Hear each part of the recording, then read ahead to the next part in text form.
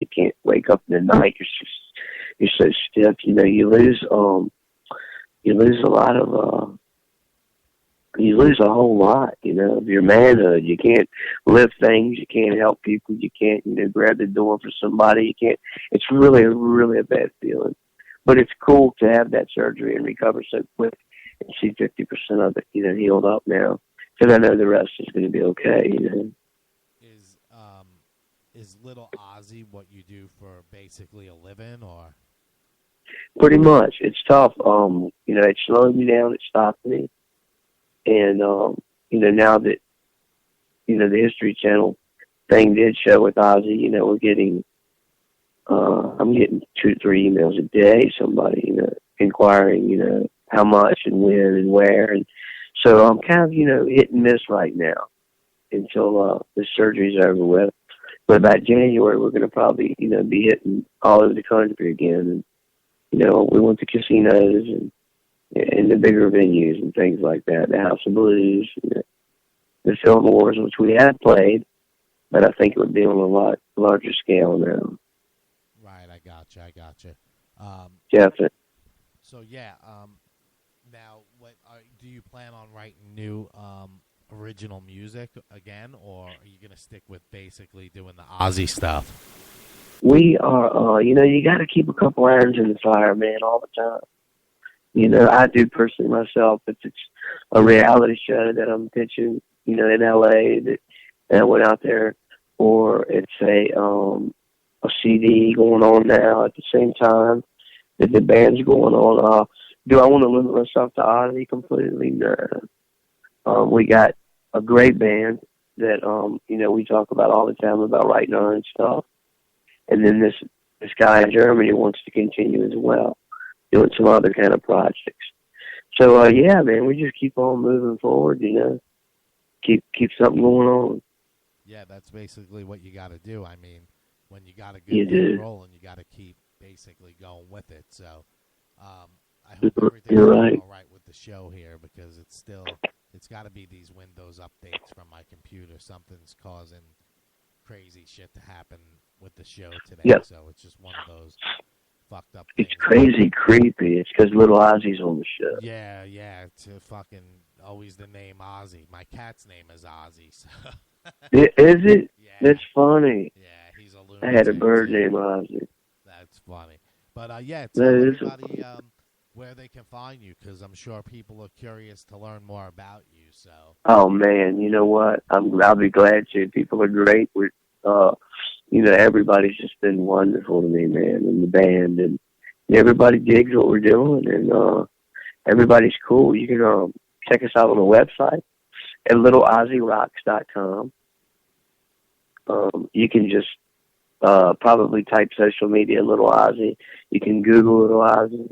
The Facebooks are out there. The Twitter. It's all out there, man. If you just search it, you can find me. It's crazy. Cool.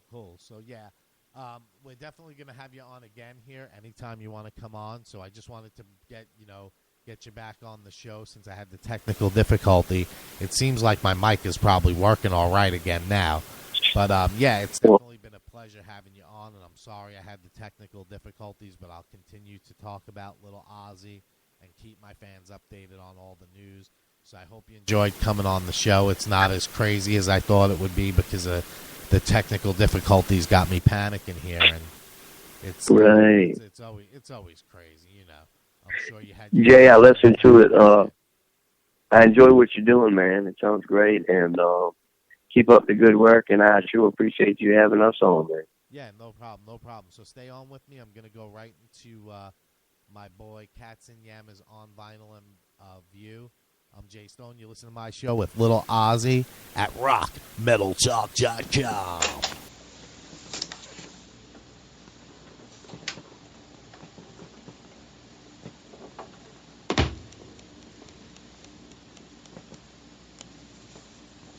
And now, it's time. Because it's not the Katsunyama Show Music on Vinyl and Views segment on the Jay Stone show at rockmetaltalk.com.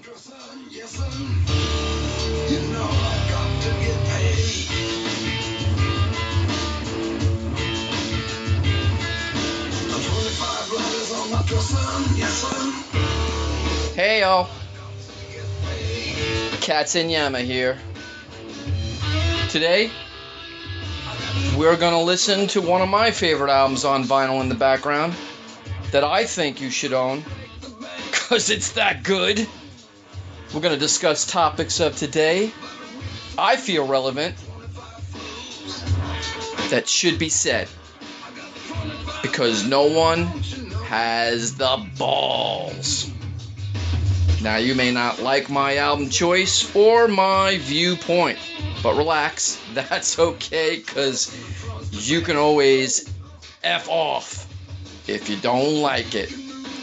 But be assured, you will be entertained, and maybe, just maybe, I will enlighten your inner self to make a conscious effort to be American. With that being said, here we go. Today, we're gonna listen in the background ZZ Top, La Futura. It's the latest ZZ Top album. Came out about a year or so ago.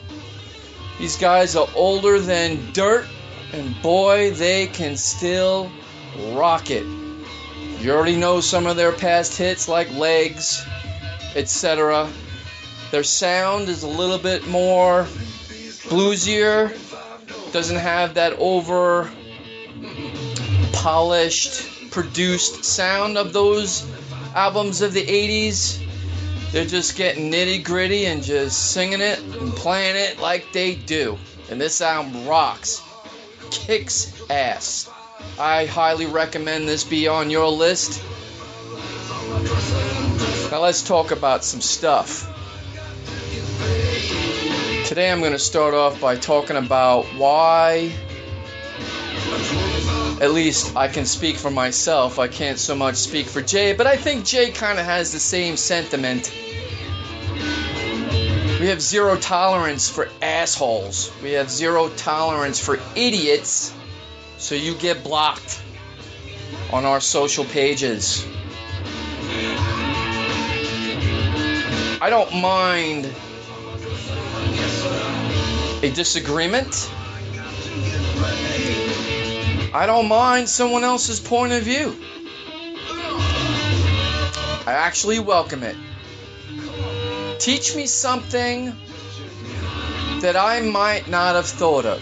A viewpoint that makes me go, that's a good point. Do not dismiss me because you think you're all high and mighty. We all have an ego. We all have a viewpoint. We all have beliefs. Doesn't mean I'm better than you. And it sure hell doesn't mean you're better than me. So, if you got blocked on Facebook and now you're apologizing because you think you hurt my feelings, I got news for you. You didn't hurt my feelings. You're just an asshole. And you just let out your true colors. You don't dismiss someone by saying, oh, you're in the dark. Oh, you're clueless. You back it up. Back up your point of view.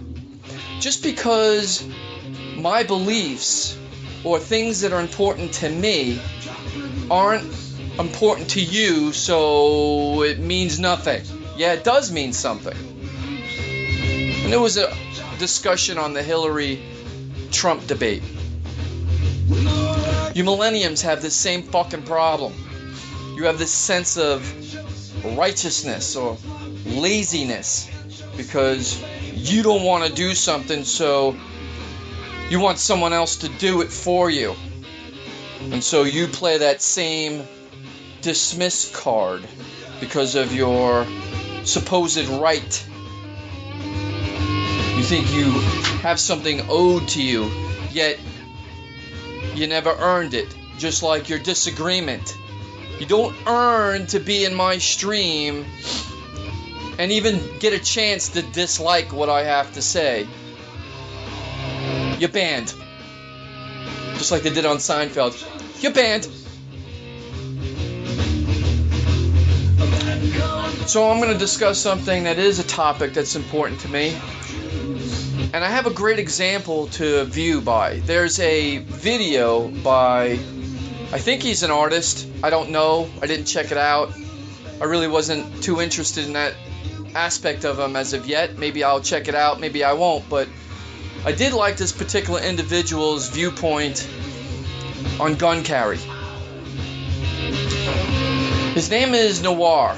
Noir. He shares, he's got a program on the NRA channel, I guess it is, and he does something every week, but I backlogged and checked out a view of one of his videos about do you have the right to protect yourself?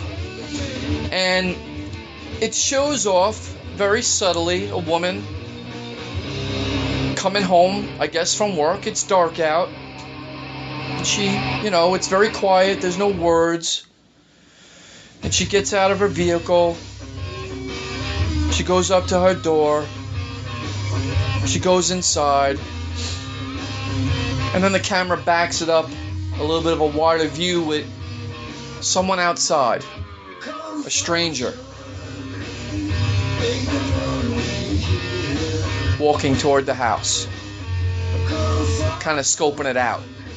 The next view is an outside view from the living room window showing her turn on the light.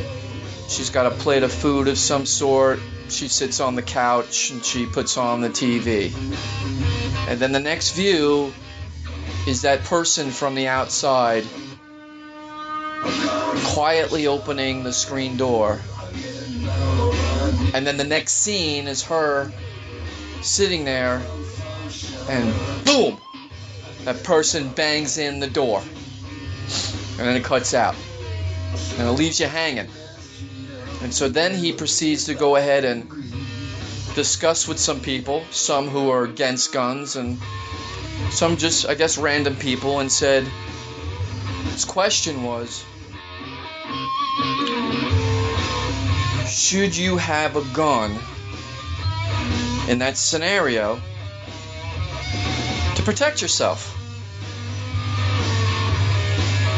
And some were kind of taken back because they really weren't anticipating that question, and they go, And some people thought a dog would be better, which I always think is a good idea too, because I have a dog. He's not an attack dog, but he is a small little furry friend. But if there's a bleep of a noise outside my door, he barks like a freaking maniac, and I love it because that's what he's there for. He's an alert system, and that alert system is a deterrent for someone who is at the door. Maybe they decide at that very moment when they hear the barking because they don't want to make noise, and so they go away. But maybe it is that scenario where that person knows that there's only one person in a house, and he breaks into that. Should you have a gun? And so people were like kind of skeptical, back and forth, yeah, they should. And then he kind of switched and said, well, do you think that you should have the right to own any kind of gun? What if they wanted to own, I don't know, an AR-15 or a rifle? And then they were like, oh, well. They were kind of, maybe not, maybe not. But then he says, well, flip the coin. What if it wasn't one person? What if it's 4 people? Because maybe a pistol is not enough. Maybe you need to have 30 rounds right then and there because you need to spray the room and get these people down. And it really doesn't matter if you're a man or a woman, does it? Because they can beat the living shit out of you. Me, I'm a